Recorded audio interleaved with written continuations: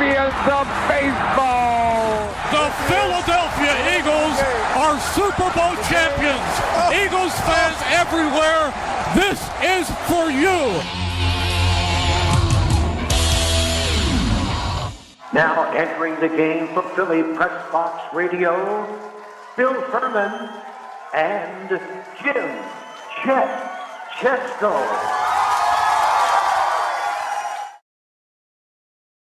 It's Wednesday, April 16th, 2025, and the Philadelphia Eagles are still Super Bowl champions.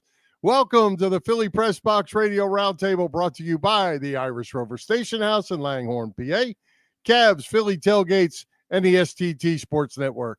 I'm Bill Furman. I'll be your host tonight, along with my partner, Jim Chet Chesko. And Chet, the Phillies have now lost 4 of their last 6, got a win last night. The Flyers are playing out the string with just 1 game left. The Sixers have finally put us and them out of their misery, but we have news with them. Daryl Morey and Nick Nurse will be back. The NFL draft is fast approaching. What's it going to be for the Birds? Chet, the Philadelphia Sports Hall of Fame, which we are voting members of, announced its class of 2025. And we have a special shout out to a cheerleading team. We'll get to that. We have plenty to talk about in Philly sports. Yeah, that we do, Bill. We will talk a little Eagles. We'll try to solve the Phillies' recent struggles as well. And yeah, both the Flyers and Sixers will have longer than desired off seasons, unfortunately, with the Fly Guys working on finding a new head coach. Maybe we'll get an update on that situation. And Bill, I know you're excited that Nick Nurse and Daryl Morey will be sticking around to guide this 76ers franchise. Oh my goodness. That shocked me, I guess, that it came so quick. I kind of figured it might, but that it came so quick. The real shocking news, which we'll get to a little bit later, is we can expect Joel Embiid to be 100% again at some point in his career. Yeah, sure. We can expect that. Yeah, hey, folks, make sure you stick around for the whole show, because later in the show, in connection with Bobby Vinton's 90th birthday, Bill will sing Blue Velvet for everybody. Oh, yeah. I didn't know that, but I'll practice up. Sure. But hey, we have great guests tonight. Making a return visit to Philly Press Box Radio. Chet, there's so many ways to describe this guy, but I'm going to give it a shot. 2-time Flyers Stanley Cup champion, scoring the game-winning goal in one of them. 50-year employee of the Flyers, a tremendous ambassador to the organization, and he's soon to be retired after all those years. We're going to welcome Bob Hound Kelly. Let's do it right now. He's been here waiting. He said he's been ready to go since 3:00 this afternoon. So let's bring him on right now, Bill. Let's do it. That's not from my lips, that's for sure. Welcome back, Hound. Guys, thank you very much for having me on. Always an honor to come on your show. Yeah, great to see you, Hound, for sure. Let's get right to it. We're going to talk a lot about you in our time together, but first let's talk about the current Flyers. By the way, this is your 7th visit with us over the last 10 or 11 years, so we do appreciate you coming to see us all the time. It's always great. Now, this year's Flyers, Bob, they're going to finish with at most 78 points. That's down from last year's 87, with the goals allowed up by about 20. I think most of us thought that we would see a step forward this year, not this little step back. What happened? Well, I only get to watch, from back in the corner where I go back to. It's peaceful back there. I can watch the game up on the big screen and that. But, I think the first thing would be the goaltending. I mean, obviously when we lost Carter Hart, that took a big chunk out of the team. We really didn't have anybody with their skill level to match with what he had. And then what's come in, it's been a trial and error. I mean, they've been the Russian guys, which is fine, gives them time to adapt when they come in here. It's a new country, a whole new way. Do they understand that, who's talking to them, who's translating from them? I mean, a lot of that stuff all comes from the coaches. So maybe the coaches didn't live up into whatever expectations they were supposed to or whatever. But it's hard to get that chemistry going. And to me, like I've always said, it starts in the locker room. You got to have the locker room. Everybody has to buy in. You have to buy into the system. And, we do have a few guys that are aging right there now, playing with some injuries and everything. So there's a lot of elements that go into it, and obviously getting the right guys. So if we have some opportunity there, I'm sure Jonesy will take advantage of it along with Danny and that. And Dan Helford, I mean, there's 3 good guys there that know what they're doing, and just got to try and build on it. And like we said, Buffalo would be a good test for them when they go back in there tonight. So we've had good teams to test on, and teams that you wouldn't think you'd smoke, like the Rangers and that. All of a sudden they get beat. Lavallette's going to probably be gone, I would think. So a lot of moving parts all the time. Mm-hmm. Hound, you've been around a long time, watched a lot of really good hockey players and good hockey seasons. Somebody like a Travis Konechny, who was really hot in the first half of the season, even maybe 2/3 of the season, kind of hits a wall there coming down the stretch. Is that something a player just has to deal with as he goes, and it's just one of those things where you just can't find the back of the net? Well, you never know what's going on in everybody's heads. These are still young kids, young men. They're not the seasoned guys that get out there and play with the old lumber and lay it on to people. He did go cold. What was it? 15 games, 20 games. He went cold there, and sometimes it happens. You just get that big snake biting you all the time. But he's a good competitor. I mean, he tries hard out there. Obviously, when you trade people away, everybody has a different way how they handle that. It's like getting divorced, I guess. You find different things, but they're the only ones that can make it happen. You can have the coach yell all you want, to do all you want, drop all the plays you want, but you got to put the heart and soul into it, and you got to go out there and work. I mean, nobody's giving you a free ride, and that comes from leadership inside. And we had guys like Barry Ashby, obviously, Joe Watson, Jimmy Watson, Eddie Van Imp and stuff. But we had guys that went out to play the game the right way because we were going up against the Montreal Canadiens, the St. Louis Blues. I mean, every time you turned around, you had another team you can go play. I mean, they're tough teams, and you got to be ready for them. And, your goaltender, like Bernie all the time, used to challenge us. So it kept you in the game, and he called you back and throw a little joke at you. But you got to be ready. It's a game, and we're paid to go out there to do the job. And, all those people buying tickets, coming out to cheer you, and then, within the first period, they're already booing you. I mean, that's not what you want. You want to be respected in your own city. Well, Jonesy and Briere, a couple of weeks back, decided that John Tortorella would not be the guy to coach this team into the next season.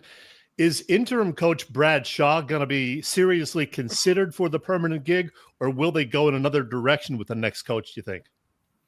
Well, that's not my DNA, so I can't really say anything that's going to be cemented in up there. Right. Obviously, when things don't go right, the coach is the first one you take a look at. How can I adjust my teams? What can happen there? So it's just one of those things. It's hard to nail down, especially when you're going south. Hey, Bob, Matvei Michkov. He looks like he has a chance to be really, really special. But he's got to certainly looks like learn to play both ends of the ice, and I think that was one of the big things Tortorella was trying to do with him. How do you assess his first year from what you got to see? Well, I think he's done a good job scoring wise. He's putting up the goals and points. He really makes some sweet plays with his hockey stick in close there. He finds holes to shoot the puck to our guys when they're right in front of the net, when they're crashing the net there. I think if they just go easy on him as far as structure and everything, I think he should be good to lead this team a little bit. I mean, he's not afraid to get dirty. He's cocky little thing, taking some swings at guys, but it's all part of the game. But it really it still comes down to the hard work and the team chemistry. And I mean, for these guys too, just coming over, you're getting a whole new way of living, a whole new home. Is your mom and dad coming in? What do you have for contacts? You never know what makes people really run, what their engines are. All right, Hound, I saw you back in January at the Phillies Sports Writers Association's annual dinner, where you were honored in connection with the 50th anniversary of the Flyers' second straight Stanley Cup, which you guys won May 27th, 1975. Of course, you were kind of the hero that night in the deciding game based on what you did right here. 11 seconds into the third period, this is what happened. The call from Don Earl and Gene Hart. For the third period, let's go Flyers, let's go Don Earl. Thank you, Gene. Off the face-off, it comes to the Flyers line. Jimmy Watson of Van Epp up to Leach on the right wing, and he just puts it to the right wing corner of the Buffalo zone. Kelly bumped behind the net by Korath. Kelly has it. Alfred, he scores! Bob Kelly for Kinston takes the cake, and the Flyers around the board. It's 1-0. The Hound does it again. I love that from Gene Hart. Hey, I gotta think that's a moment you still think about, at least occasionally, all these years later. Well, I got behind. I got sitting on the bench there for a while, and I was feeling a little bit rusty and whatever. And Mike Nicklick, who was the assistant coach at the time, he's back there, and he says, "Freddie," he said, "you got to put Kelly out there." He goes, because he said he hasn't played very much. And I said, "What do you expect? I get 2 or 3 shifts." But he said, "Put him out there. He hasn't played much. Got out on the ice, and just as luck had." But we practice that play all the time. We do all kinds of different drills out there, having fun, as a team, just like doing the one-on-one shots and stuff like that. So it wasn't anything that we hadn't done before. It's just it was the right time, and I'm glad Korav spent a little bit of his time and energy to hit on the boards there. Made it a little softer, but it's all good. I mean, it was good. It was competition. I think he benched me after that. I didn't play again. So, well, I know how you're going. I did get $5 though, because that drill that we practiced, you saw me score the goal. Yeah, we used to do that in the drills on the ice in practice time, and the last guy standing got $5 from Freddie. So when I leave the front of the net there, I skate right over to Freddie. I said, "Freddie, you owe me $5, man." And I said it loud enough so everybody could hear it that he had paid me. Good stuff. Hey, I know you're going to say, when I ask you this question, you're going to say winning the cups or whatever, but was that goal individually the highlight of Bob Kelly's career? No, it's not, because it's only one goal that I scored. I was in the right place at the right time. They had faith in me to stick me out there, but it's a team effort. So from the guys hauling the puck back in the corners and deep, going in front of the net, the other nets and stuff like that, it's a collaborative effort down there from everybody, and it's not a one-man sport. We're not playing tennis or we're doing the individual sports like that. So I knew you were going to answer it that way. I'm not much about keeping things, for myself. I really enjoy when you spread things around, everybody's involved. It's a team effort. I've said this before. Ex-hockey players are the best. Everyone we've talked to, had on the show, has been super nice. And you guys, from the Cup years especially, remain tight 50 years later. We continue to see pictures of events with you, Bernie, the Watson brothers, Bill Barber, etc. You guys made quite a bond, did you not? Well, not only the bond, but the bond's a big part of it. But when Brad Marsh came back and joined us, they put him in that position in there. So he does a great job, putting all these different things going together. We're going to take over Conshohocken in a few weeks here. We got the walk run going over there.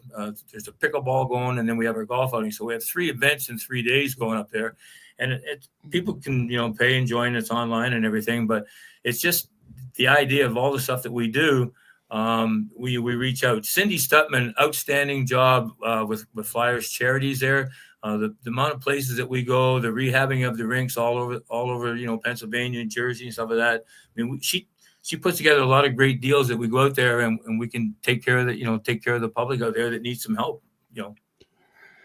Hey, I wanted to ask you about the golf outing. One of our friends, Bob Sullivan, who's probably watching this, got to play in that tournament a couple of years ago, and he got matched up with Frank Bathe. And that's what he said. He just started laughing and said, "Man, what a guy that is." Baby doll. He's from Oshawa. We played junior again together back in the day there. So known Frank for a long time. You got to really learn to understand him to hear how when he talks to you, because he just mumbles most of the time, stuff like that. But he's just a great guy. He takes no crap from anybody. He played a strong game out there. Got himself involved. Gosh, shit. Excellent guy in the locker room. Just a really good guy. But there's nothing like the baby doll. He's really good. And at the golf outing, it's good. I mean, nobody cares whether you're a good golfer or bad golfer. We're just out there to have fun. 70 guys, 80 guys out there playing on the course. So it's a lot of fun down there. Throw something different at us to chew up for a while. Well, Bob, you had a great 10 years with the Flyers, but I bet a lot of people forget that you actually finished your career by playing a season and a quarter, a season and a half with the Washington Capitals. And in fact, you had your best year statistically in 1980-81 with the Caps, 26 goals, 36 assists. But then you called it quits after playing just 16 games in the following season. I'm going to ask you why, but You actually alluded to that decision in your remarks at the podium at that PSA or PSWA event on January 16th. Watch this. I had a year and a half in Washington before I told them to shove it up their ass. I'm not playing anymore. You have a way with words, Bob. Well, you got to tell it the way it is, and I wasn't happy. Wasn't happy at all. It was just one of those things. So, like you said, the first year down there, I got Dennis Marook as my centerman, and I had who the heck did I have on the other wing over there? It'll come back to me. But so the winger I had over there was real good. We played hard as a line. Pee Wee, me, Prony. I mean, it was a good line. We got a lot of things accomplished out there. And then, but we didn't make the playoffs. So they decided to clean house. They got rid of the coach, the GM, and then they brought in the henchman, I call them. And I said, when do you think I get a chance to play in the game? I've been through your exhibition games. I've been through this stuff there. I had a great year last year. We'll let you know when it's time to go. So I went home, steamed a little bit, and I come back and I told him just exactly what I said there. You can shove it up his ass. The whole franchise. I had thought I would have got more respect going to Washington. I mean, I used to go hang out with the Canadian embassy down there in the city, which was cool. I had a place outside of Annapolis. Kinderchuck and I rode together all the time. We go down together. Pierre Bouchard came over. I mean, we had some great talent there. Prony was a great winger to have on the line there. And things just didn't work out. We weren't going to see eye to eye, so there's no sense in going back in and stressing myself. So I just told him to shove it. I'll go find something else. Yep. Well, Hound, once you made that decision, how did it evolve into you becoming a Flyers employee, which turned into, 40 more years? How did that happen? Well, that's a longer story. I was involved in a lot of different things. I had a liquor store over here in Deptford for 10 years, wine, beer, liquor, soda, cigarettes. Also, we had a construction company there. I was going around building inline roller hockey rinks for a company down in Delaware there, Grego and Ferreira. You see them on the side of 95 there.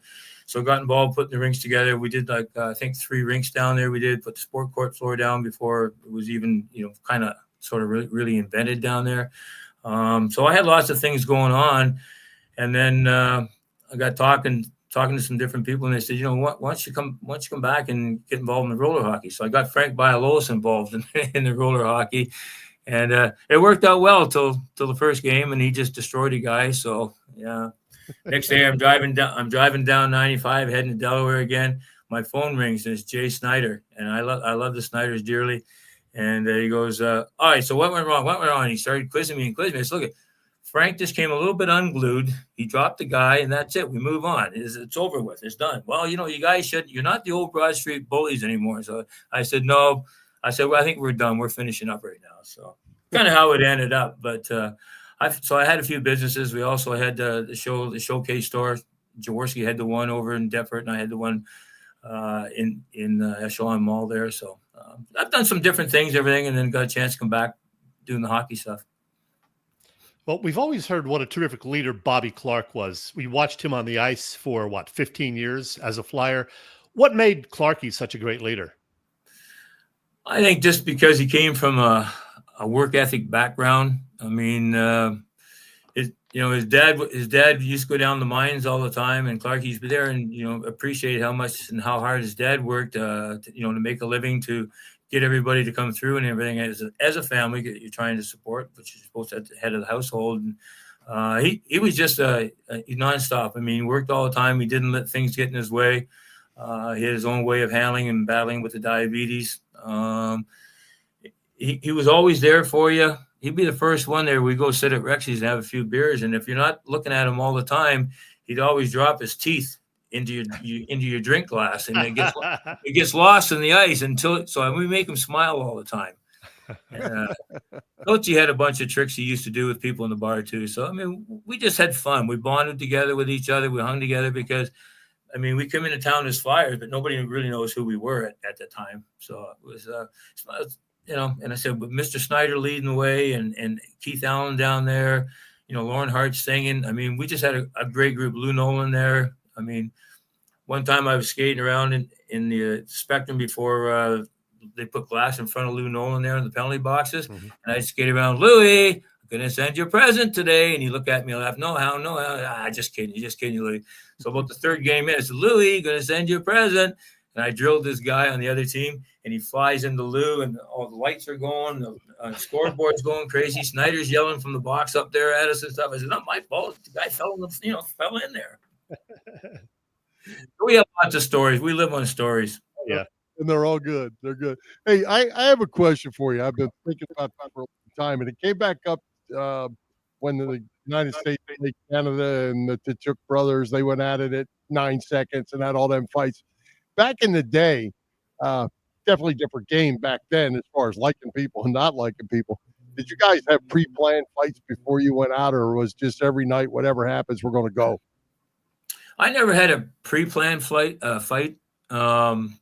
Because there was a lot of guys that were out there were tough, were just tougher than I was and stuff like that. So you got to show some respect from them, but you don't back down from them. I mean, you get some war wounds out there. You got to go do it. Like Carl Badney always had his stick up around your head, and some of the other guys out there, and we had guys that were doing the same thing. But if it's just again, one of those things that it's all about work. You got to work hard, and you go for each other. And you look at a lot of those old fight tapes and that, you can see guys who are coming in and getting fighting. We just did Friday night fights at the 2300 building in South Philly there, a few weeks ago, and we always some good fighters in there. And it just got passed on, and we used to cherish and couldn't wait for Black Friday to come, because you knew you're going to play either the Rangers or some of the other teams are a little bit on the better side too, and they turned out to be wars. You got to be ready for them.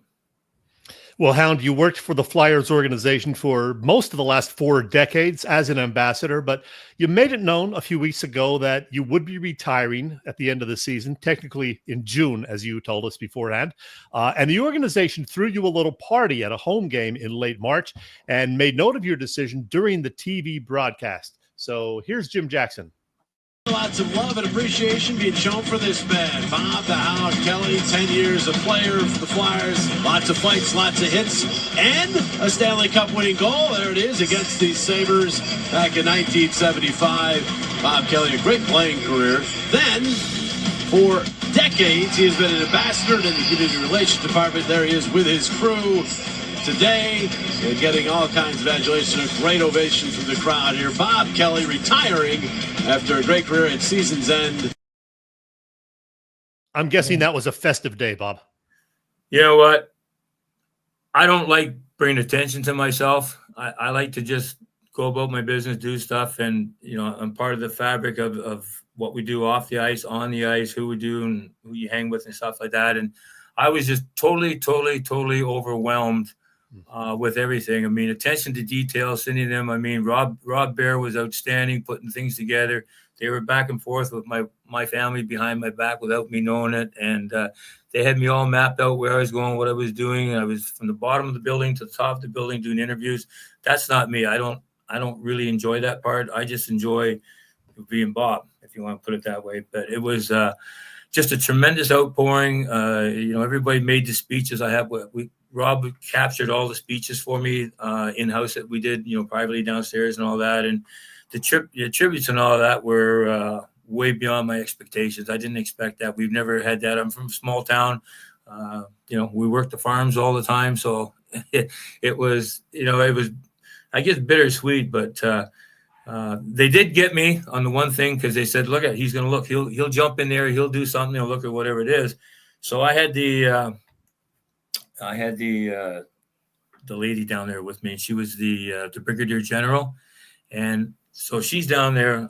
I've already read her script, which is like a mile long and stuff like that. I'm reading all the things that she's done, the people she's saved, how she's helped the Warriors out, and how she helps everybody out. And I get down to it. I'm saying, well, you can look up here. You don't have to worry about taking pictures, because, that'll all be taken care of for you. We'll give you a copy of the script and then do a piece of that. And then they're pulling out a jersey to give to her, to give to me. And I'm pulling the jersey like, why are you doing that? I didn't realize I was the hometown hero for that night. Oh, so wow. I was just totally shocked. Then they pulled the curtain back behind me, and then all my family was there. All the people were there. And then from there, we went over to Rexy's, our number one hangout spot that we had there. So we took everybody over to Rexy's and had some cocktails and stuff there. But I just totally overwhelmed, and still haven't really come down that hard. But, Dan Helferty made a great speech, and Jonesy, and, everybody, Clarkie made a good speech. I mean, I was way, way appreciative, and I was glad Rob was able to capture all those things. So you got bits and pieces and cuts you in there. But I was just, that's just not me. I'm just not used to the light, So, but you deserve it. It was really, really heartwarming, and like I said, the people were good. And even last night when I finished up with the mites on ice there, and then they pulled back, and then I had another hometown hero. He had most of his family in there, and then I had my whole group there, which you just showed earlier. Yeah. They had a chance to come in there on the screen and be part of it. So it was really cool. I mean, it's people working together, helping each other out, bonding together, and that's it. And our warriors that we have with us come on a regular basis too. So when we go, we set these caravans up. We're setting up all kinds of things out in the fields. We're moving generators, doing stuff, putting up tents, signing autographs. It's part of what we do to make people feel good.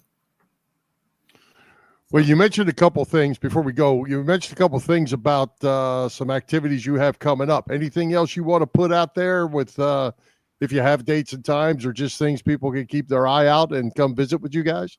The best thing to do is go on the internet, flyersalumni.net, and that'll give you everything you're looking for in there. It'll give you times and stuff. I know they've been getting dates for down at the shore, because we usually do about 4 or 5 stops down at the shore, stagnated days in there. So that's the best way to find out. Sometimes those things change, locations change or whatever, but we just try to reach out to every area that we enjoy going to.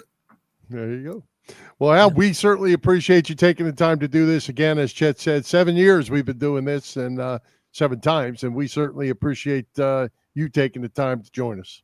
Yeah. Well, Bill and Jim, thank you so much for having me on again. I certainly appreciate it. And you guys do a great job. So keep up the good work, and we'll catch you someplace else. Who knows? Absolutely. All right. Thanks, Hound. Congratulations on your upcoming retirement. You well deserved. Yep. Thank you very much. I appreciate it. Thanks, guys. Take care, Bob. Yeah. All right, Chet. As you probably know, Philly Pressbox Radio is now part of the STT Sports Network, as in Set the Trends.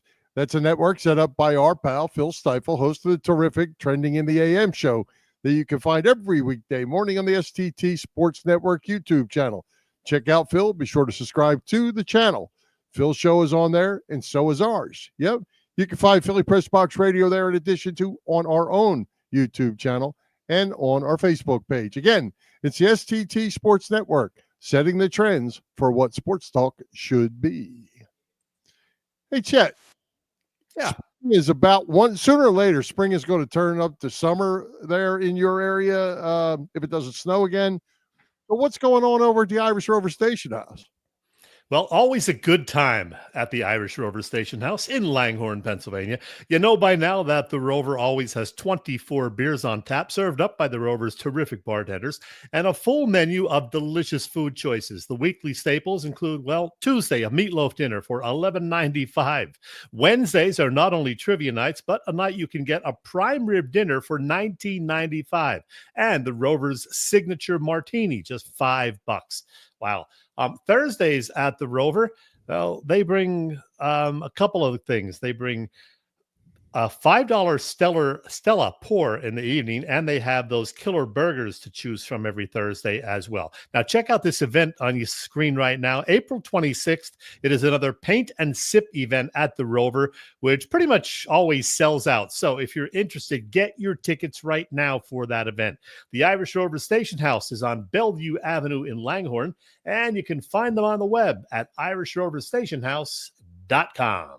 Hi, this is Ray Dinger. And it is always fun to talk sports with these two guys, Bill and Chet, on Philly Pressbox Radio. Thanks, Ray Diddy. That's for sure. Always good. Always good to hear from Ray, especially with the draft coming up. How about that? Yes, indeed. Oh, hey, Chet.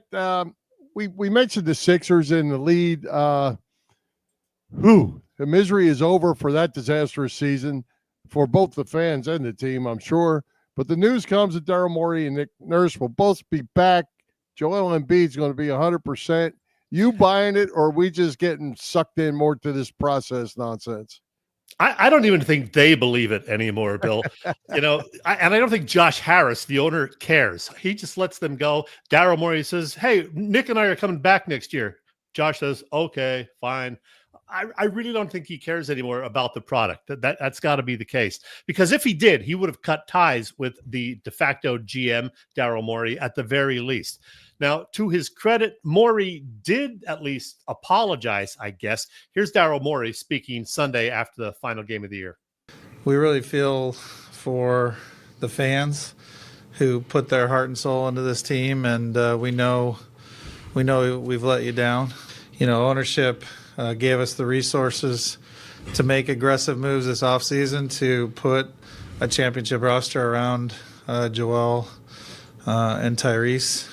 And, sometimes those aggressive moves don't initially work out, but we feel good about those three guys, our three All-Stars going forward. Wait, so let me get this straight. The big three couldn't stay healthy this past season, none of them, but they're bringing the same trio back a year older this fall. Joel Embiid just had the knee surgery. They're going to update us in 6 weeks. He just turned 31 at the end of March also. Paul George turns 35 in early May. Why the hell should we expect these guys to be healthier and better in general next season, Bill? Explain that to me. I can't help you on this. I really don't. I mean, it's he just said they gave him the authority to make the team better around Embiid. They got Paul George. Did they think that was the final answer? Because they really didn't have anybody else. They had the three, and then they had a couple plug-ins, and then there were more plug-ins, and they never had a good enough team. I don't think that they were ever going to really compete. Well, Morey did acknowledge that the team needs more young talent. To quote him, "We will be a younger, more dynamic group." Okay. But if they somehow don't keep that first-round pick based on, how the lottery balls bounce on May 12th, where's that younger talent coming from? I think a lot of what we saw, from the likes of Quentin Grimes, Justin Edwards, and Lonnie Walker IV was a mirage, fool's gold. Sixers opponents knew that, if they had to win the game, the opponent, that they would. They weren't taking these guys seriously, so they were occasionally putting up these 25 and 30-point games. No big deal. I don't think any of those guys are really that good. Otherwise, why would they have bounced around the league so much? Rookie Jared McClain did show lots of promise, lots of positive signs in his first 2 months playing with the team. He averaged 15.7 points, but he was lost for the season then after just 23 games due to a left knee issue, a meniscus tear, I believe. So who knows if he's going to be 100% coming back or how long it'll take him to get up to speed again. I have no faith in this organization anymore, Bill. I tried to go into each year optimistic. They pulled me in again last offseason. Oh, when, yeah, they did. They said Embiid was going to be better and stronger, and then he was ramping up. It never happened.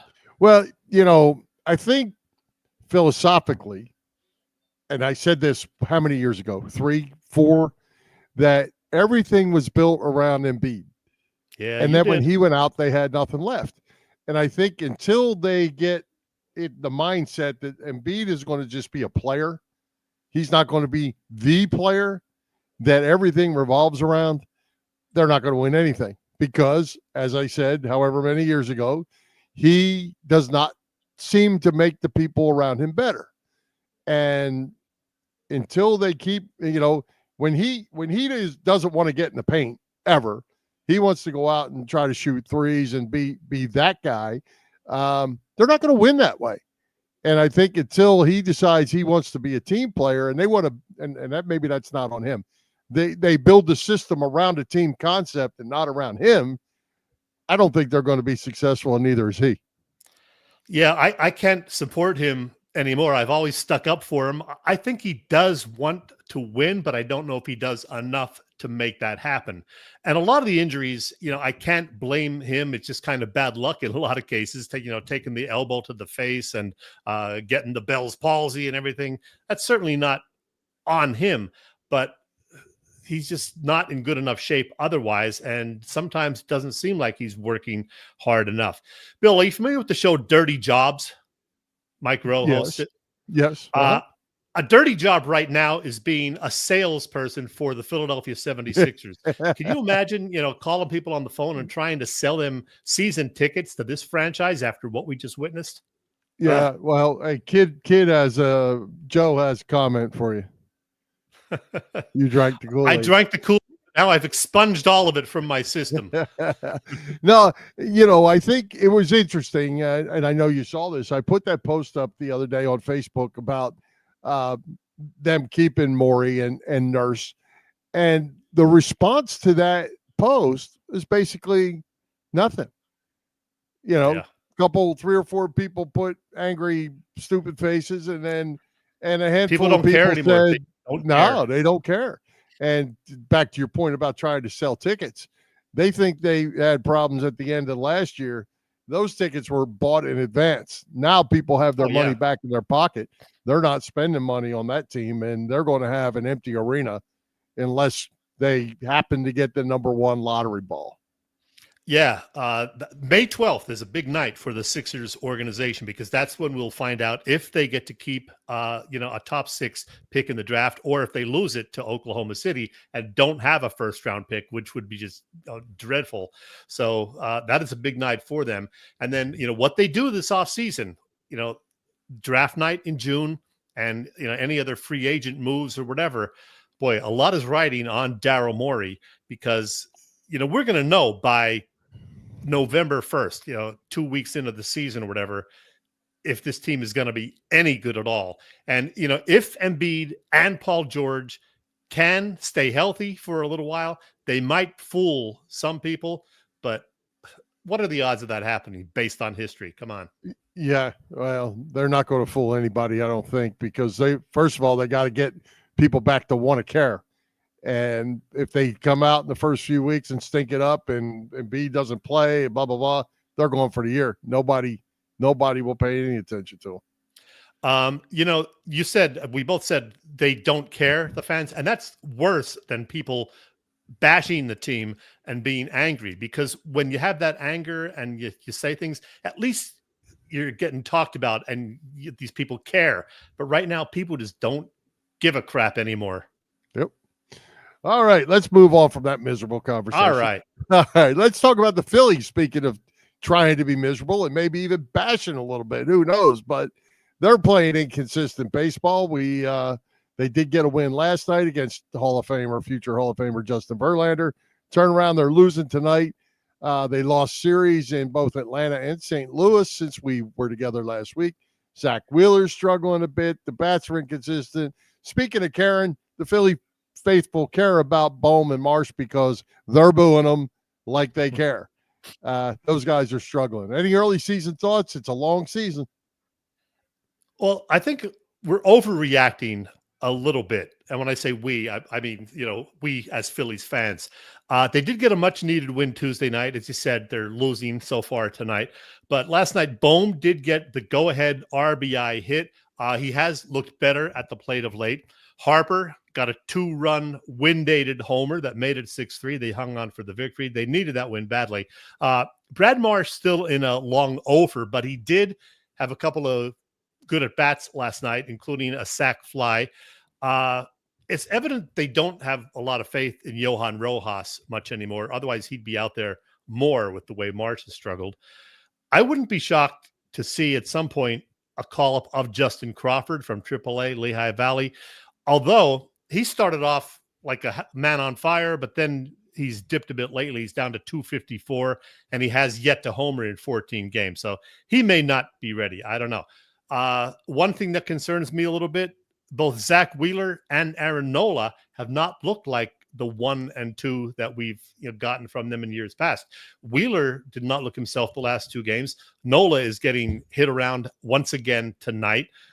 His velocity's down 1 or 2 miles an hour on all of his pitches, Nola. So that has me concerned.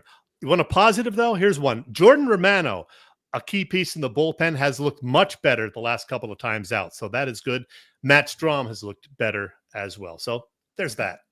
Yeah. Well, I think something I've taken away from this thing early on, again, I hate to keep going philosophically, but philosophically, Last year at this time, they were throwing their starters 60, 70 pitches, 6 innings, 5 innings. This year, right out of the chute, they're throwing 90 and 100 pitches. Maybe that's because last year the bullpen burned out because they used the crap out of them starting almost week 1. And then they ran out of gas. So now maybe there's a philosophy change to go stretch the starters out a little bit more. But you can't lose the starters. You can't burn them out either. And picking up our miles per hour during the season is not the easiest thing to do for a starting pitcher, if they're not injured. So there's that. Offensively, Chet, I said this when we did our predictions. This team, they haven't changed their stripes. They still they're a home run hitting team. They've got to get base hits, and they're relying on that home run ball still. And we've played this song before. If they don't change the approach, I don't see a good ending here. Well, on the plus side, I think a lot of the guys are seeing more pitches now. Alec Boehm not included among that group. They have also been trying to steal more bases this year than they did last year. That's a good sign. Even if you get caught a few times, like Turner did last night, I think you got to do that. They've even attempted a couple of double steals so far this season, so that's good. They're far from perfect. We know that, but I think most of the guys we discussed, as far as the hitters, Boehm and Marsh, will get better. Harper's going to hit more home runs. Schwarber has been very good already. The center field situation, I mentioned Marsh. I think he's better than what we've seen. I don't know if he can hit lefties, but he's a major leaguer. He's not going to hit 100. No, he's going to come around. No, he's going to get his hits. What else? And I do think Nola and Wheeler will get it together. I don't think either of them are, being in the danger zone as like being washed up or whatever. They're too good of pitchers and too young. No, I worry when you start losing velocity that you got an injury. You got something not right. And, certainly that's not what they want because that's what they're dependent on. And, they have Ranger, hopefully get ready to come back. Maybe he can help out some. That'll be interesting. We'll see. We'll see how it plays out. I'll tell you the other thing that bothers me, Chet. Here we are. We're only 20 games in, whatever it is. Yeah. And but we've been through spring training. We have basically the same team we had last year and the year before, pretty much. And we can't seem to figure out a lineup. We're scrambling this lineup around almost every night because we can't seem to find the right combination. I'm not sure exactly what you're looking for when you've seen 300 games of it already. Well, I do like with having Harper in the 3rd spot and Schwarber behind him in the 4th spot. Me too. As long as Schwarber is hitting, which he has been, because the first week and a half of the season, whatever, whoever they had in the 4 spot was not getting it done, whether it be Boehm or Castellanos or I think JT one game, and that doesn't get Harper any protection.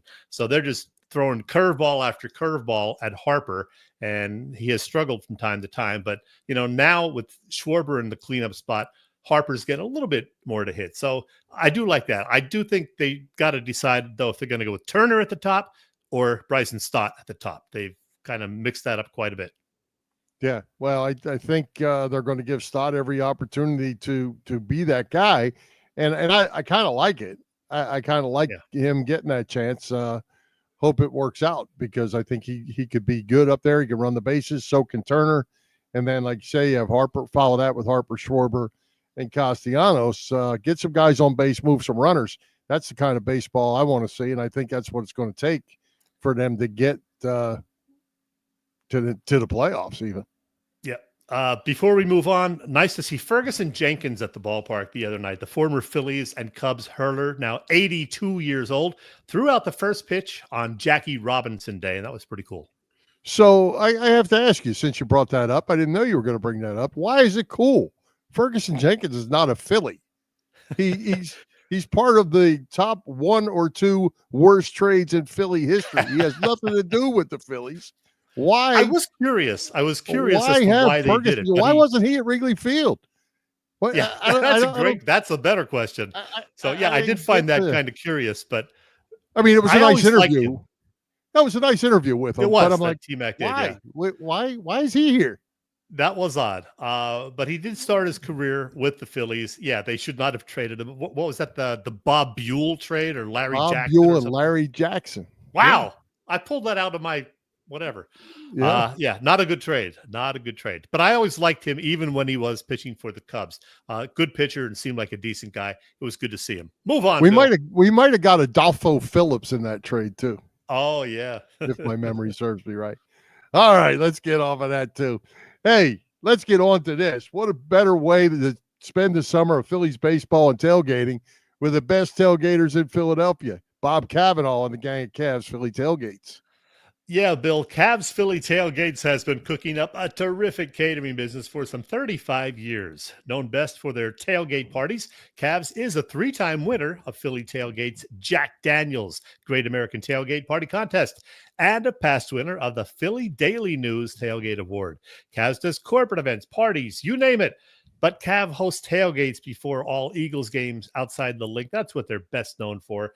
And there will be various tailgates outside Citizens Bank Park this summer as well. That includes one before a big Phillies-Mets battle on Saturday, June 21st.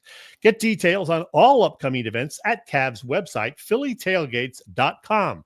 And if you have questions, you can email them at cavscatering@verizon.net. By the way, Cav and his partner Vince from Philly Sports Trips are already taking bookings for 6-day Clearwater spring training trips next March. So keep that in mind. Cavs Philly Tailgates is the way to go. Very good. Hey, Chet, Philadelphia Sports Hall of Fame has announced its class of 2025. You and I had an opportunity to vote again this year. That's a really cool thing for us. Pretty distinguished class that covers all sports in the Philadelphia area, all eras in the Philadelphia sports. Nice class. Yeah, that it is. And, that being the case, several of the inductees will likely be unfamiliar to a lot of our viewers, especially younger viewers, because they do, bring in people from all areas, all sports at all levels, such as track and field, rowing, wrestling, boxing, lacrosse, etc. We were there last November, and there were some big names. I was there for a third straight year for the event. You were there for the first time. We saw Jameer Nelson and Paul Westhead. We saw former Philadelphia Phillies Chase Utley and Ryan Howard get inducted. Ex-Flyer Rod Brindamore, although he wasn't able to attend, unfortunately, and WIP radio legend Angelo Catali. We had a great time at the event, did we not, Bill? We did, and I'm going to do my very best to get back there for it this November. Definitely worth going if you're it was a who's who in Philly sports, that's for sure. Yeah, and so without any further ado, here is the Philadelphia Sports Hall of Fame's 2025 class of inductees. And for some reason, the organization lists them alphabetically by their first name. I noticed that, and I didn't change anything. Alan Lewis, a great baseball writer. Bill, you and I, being as old as we are, we probably remember Alan Lewis. I know I do. He was the Inquirer's Phillies beat writer from 1946. Now, we don't go back that far, up until 1972, and we do remember those last few years, certainly. He continued to write for the Inky through 1979. You may wonder why Gary Williams, the Maryland basketball coach, is on there. Well, he actually grew up in Collingswood in South Jersey, and he was a successful high school coach at Camden's Woodrow Wilson High, won a state championship there as a coach. Mike Rozier, the football player, was born in Camden, and he played high school football at Woodrow Wilson High, started at Nebraska later on, of course.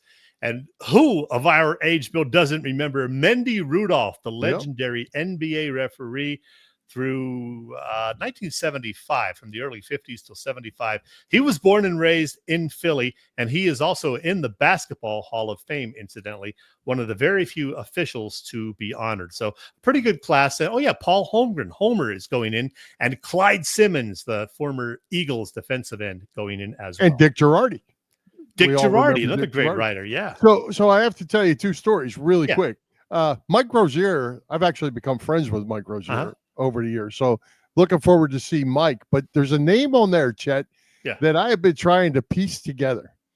Eddie Coyle, power lifter, Paralympics.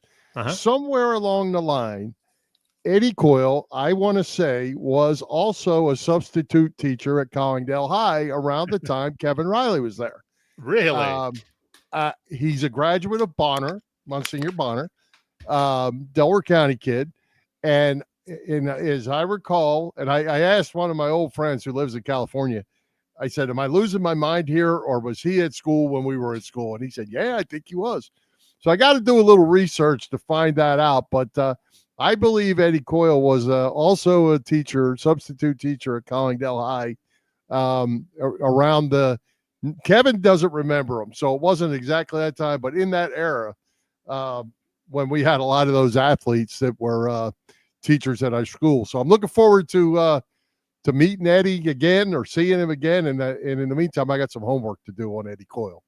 And hopefully, like you did last year, you'll help me snag a few interviews with these guys. You can be my cameraman again, because I would love to talk to a couple of these guys, assuming they show up. Yeah, and I hope nobody tries to get in Channel 6's way when they're trying to get me, and Ryan Howard jumped in my spot. I don't know what Howard was thinking. I remember we won't let that happen again. Hey, by the way, this year's event, the Philadelphia Sports Hall of Fame banquet and inductions, are slated for Thursday, November 6th. They always do it the first Thursday in November. And November 6th happens to be my birthday. Oh, there you go. There you go. We'll have a toast. Absolutely. We had a couple toasts the last time, actually. We sure did. All right. Looking forward to that. Hey, great guest tonight in Bob Hound Kelly. Who's coming to Philly Pressbox Radio next week, Chet? Well, Bill, I have pictures to put up, and I'm going to find them for us, because we got another good show for you next week. That is for sure. All right. Next week, Bill, we're going to have a fun, action-packed hour, courtesy not one, but two great guests. It is NFL Draft Night Eve, so you know what that means. We're going to have Mark Eckel back on the show. He was an Eagles beat reporter for many, many years before his retirement, about 8 or 9 years ago. He's going to preview the draft with us, hopefully give us some insight into what the Eagles might be doing, etc. And we will have also a visit from the Phillies director of fun and games, the always entertaining John Brazier. We're going to talk about the Phil's performance, plus some of the many, many great promotions on tap at CBP this summer. Awesome. That'll be good. Yeah. That'll be a good one. That's for sure. Wait, Chet, I have to give out a special shout out. Yeah. We're going to talk cheerleading. How's that? We're going to talk cheerleading. I was wondering what the hell this picture was that you sent me. Yeah. You got this one and you got this one. Now, who's this group right here, first of all? Okay, so this is the KX Athletics royalty team of Nottingham, Pennsylvania. They're in the finals at the All-Star Cheerleading World Championships in Orlando, Florida. And it's just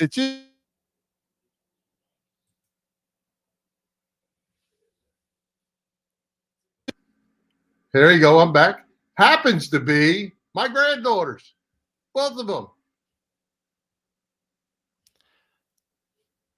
You there? No, wait. Now, which one's your granddaughter? The picture of the two are. That's both of your granddaughters. Yeah.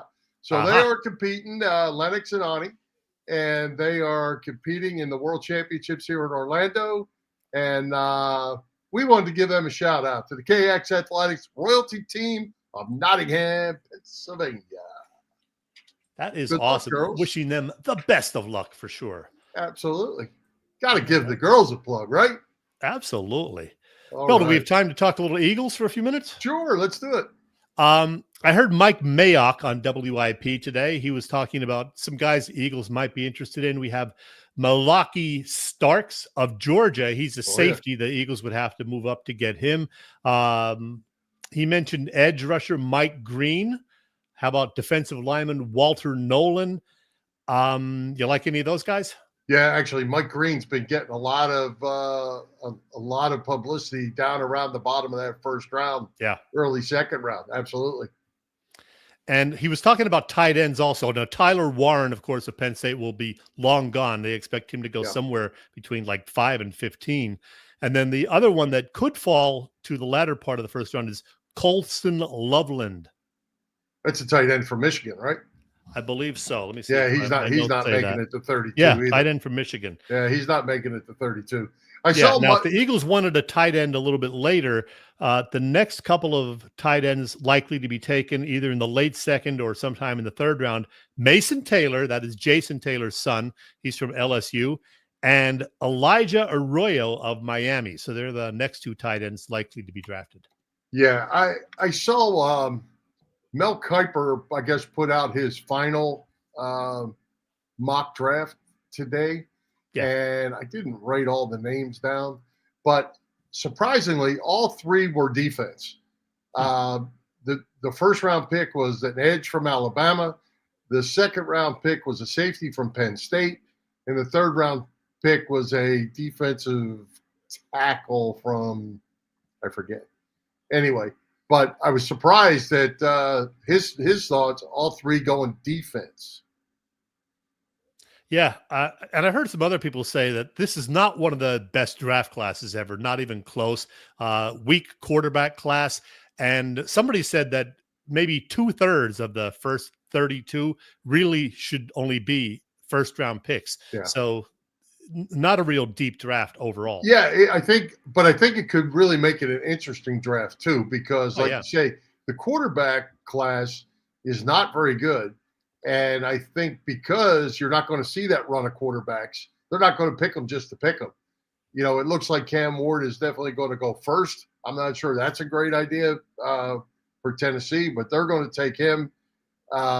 Travis Hunter is going to go second to Cleveland, and Abdul Carter from Penn State is going to go third to the Giants. Yeah, it looks like. And after that, you know, it's going to start to open up and see what happens. But I think it's going to be interesting to watch because you're not going to have the run on quarterbacks.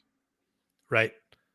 Bill, the heck with all the football talk. Let's get to some of the reaction to the pictures of your granddaughters. We have Robbie saying that's terrific.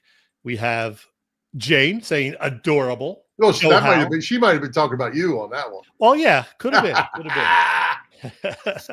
Denny saying that's pretty cool, Bill Furman. Yep. And Bob, good luck to them. So there you go. Everybody checking in on your grandkids and hoping they do well. We appreciate that. That's for sure. We actually were able to have them over to the house on Monday. So we had a little barbecue, a little get together. That was fun. But then they're competing Tuesday, Wednesday, Thursday, Friday. So unfortunately, I've been at work. Mary's been able to go. Chris has been able to go. So yeah, we're making our presence known, and we're definitely rooting for them. One last thing, Bill. It was a week ago that we talked about the Masters, and I mentioned Brooks Koepka. Yeah, I said I was thinking about wagering on him. Threw $2 on Brooks Koepka. He didn't make the cut. He sucked. But I was wise and also threw a couple of shekels on Rory McIlroy. So I ended up making some money because Rory did indeed won the Masters, and there he is celebrating. And I actually watched the last 2 hours on Sunday and enjoyed it. Very Chet, I was wondering, do you remember who your partner picked to win? Did you mention Rory McIlroy? Did I only mention Rory McIlroy? I couldn't remember if you mentioned only him or a couple of guys. Only him. Yes, I did. But did you wager any money on Rory? No. Well, see, I won $13 on Rory. Whoa, there you go. There you go. Hey, one last thing to get your comment on because we don't have much time. How about the quarterback at the University of Tennessee? Yeah. He's had a $2-point-something million NIL deal. They decide his camp that he's going to hold out of practice because now he wants $4 million. And the University of Tennessee said, see ya. Gone. That day is out. $2-point-whatever million. Now we'll see if somebody else offers them. I think it's good. But you know what? As much as I love college football, it's the ruins. It's the end. It's over. Wrap it up, Bill. Can't even be excited about it. All right. Let's wrap it up. Let's thank tonight's special guest, Bob Hound Kelly, our sponsors, the Irish Rover Station House, Cavs, Philly Tailgates, and PPCC 118 Raz Room. For Jim Chet Chesko, this is Bill Furman. We hope you enjoyed the show. We'll join Philly Pressbox Radio next Wednesday, April 23rd at 7 p.m. You can see us live on Facebook, on our Philly Pressbox Radio YouTube channel, and on the STT Sports Network YouTube channel, and listen on Apple Podcasts, iHeartRadio, and all the others. And Chet, before I say high hopes, Philadelphia sports fans, in case anybody forgets, the Philadelphia Eagles are still Super Bowl champions. High hopes, Philadelphia sports fans. Let's go Phillies. Happy trails to you till we meet again.